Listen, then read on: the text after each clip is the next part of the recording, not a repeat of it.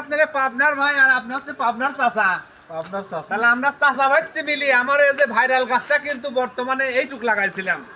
এখন দেখেন যে চাচাকেও ছাড়া গেছে, ভাইস্তি আমি লম্বা আমাকেও ছাড়া গেছে। এই সেই ভাইরাল গাছ কিন্তু মেলা বড় হয়ে গেছে। বর্তমানে এই গাছের নিচে বসে করে আজকে কাকা মাছ বেঁচেছে। তাহলে দেখেন এই গাছের নিচে বসে মাছ বেঁচেছে। আমরা তো মারা যাবো এক সময় না জানি, এই গাছটা যদি বাঁচি থাকে তাহলে এই ভিডিওটা স্মৃতি হয়ে থাকবি। আমরা চাচা ভাইস্তি মিলে এই গাছ লাগাইছিলাম। এই গাছ কিন্তু মেলা বড় হয়ে গেছে। গাছের উপর এখন বর্তমানে রোদটা আসলে গাছের নিচে দাঁড়ানো যায়, দাঁড়ানোর জো হয়ে গেছে। আর 2-4 মাস পরে দেখি পারবেন এই গাছটা কি পরিবর্তন হয়। তবে এই মোড়টার একটা নাম দেওয়া উচিত, কৃষ্ণচূড়া মোড়।